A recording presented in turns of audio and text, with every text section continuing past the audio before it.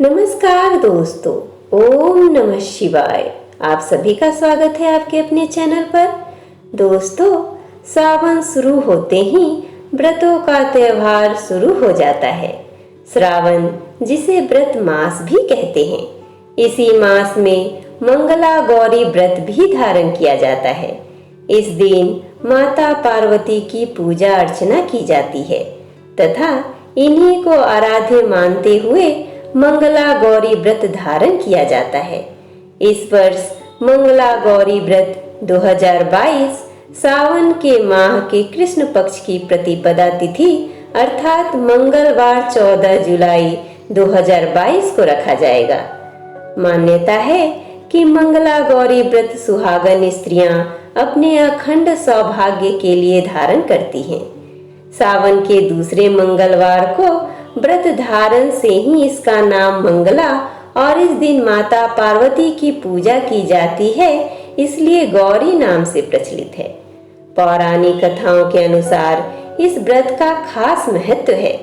ऐसे में दोस्तों, आज के वीडियो में हम मंगल गौरी व्रत कथा के साथ साथ इसकी पूजा विधि भी जानेंगे।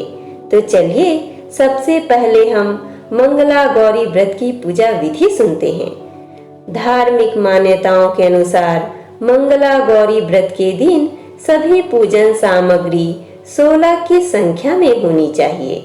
16 मालाएं, इलायचियां, लौंग, सुपारी, फल, पान, लड्डू, सुहाग की सामग्री तथा 16 चूड़ियां। इसके अलावा पूजा सामग्री में 5 प्रकार के सूखे मेवे तथा 7 प्रकार के अन्य सम्मिलित करने चाहिए। संपूर्ण सामग्री को पहले दिन ही व्यवस्थित कर ले और मंगला व्रत के दिन सवेरे जल्दी उठकर स्वच्छ होकर माता पार्वती के प्रतिष्ठित स्थान को स्वच्छ करें। माता पार्वती के प्रतिष्ठित स्थान पर लाल कपड़ा बिछा दें। इसके बाद दोस्तों, माता गौरी की प्रतिमा प्रतिष्ठित करें। माता पार्वती की पूजा अर्चना विधि विधान के साथ करें। मन में माता पार्वती का गौरी स्वरूप के दर्शन करें तथा मन से उनका ध्यान करें। गौरी व्रत का संकल्प लें, माता गौरी की स्तुति गान करें और व्रत कथा सुने। अब चलिए हम माता गौरी व्रत संपूर्ण कथा सुनते हैं। धार्मिक कथाओं के अनुसार एक नगर सेठ था और उस सेठ का उस नगर में बहुत सम्मान था। सेठ धन धान्य से परिपूर्ण था और सुखी जीवन जी रहा था, परंतु सेठ को सबसे बड़ा दुख था कि उसके कोई संतान नहीं थी। सेठ को संतान सुख नहीं होने की वजह से चिंता खाए जा रही थी। एक दिन किसी विद्वान ने सेठ से कहा कि उसको माता गौरी की पूजा अर्चना करनी चाहिए। हो सकता है आपको पुत्र सुख की प्राप्ति हो।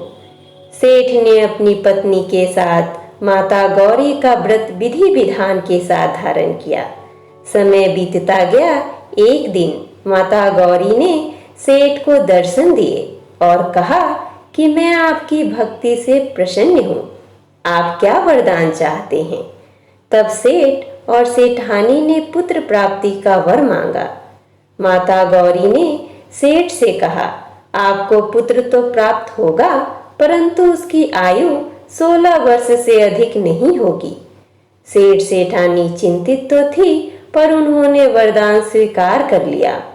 कुछ समय बाद सेठानी गर्भ से थी और सेठ के घर एक पुत्र ने जन्म लिया। सेठ ने नामकरण के वक्त पुत्र का नाम चिरायु रखा। जैसे जैसे पुत्र बड़ा होने लगा, सेठ और सेठानी की चिंता बढ़ने लगी, क्योंकि 16 वर्ष के बाद उन्हें अपना पुत्र खोना था। ऐसी चिंता में डूबे सेठ को एक विद्वान ने सलाह दी कि अगर आप अपने पुत्र की शादी ऐसी कन्या से कर दे जो माता गौरी की विधिवत पूजा करती है, तो आपका हो सकता है संकट टल जाए, आपकी चिंता खत्म हो जाए। सेठ ने ऐसा ही किया और एक गौरी माता भक्त के साथ चिरायु का विवाह कर दिया। जैसे ही चिरायु की उम्र 16 वर्ष हुई तो उसे कुछ नहीं हुआ। धीरे धीरे वह बड़ा होता चला गया और उसकी पत्नी अर्थात गौरी भक्त हमेशा गौरी माता की पूजा अर्चना में व्यस्त रहा करती थी और उसे अखंड सौभाग्यवती भाव का वरदान प्राप्त हो चुका था। अब सेठ और सेठानी पूर्णतः चिंता मुक्त थे।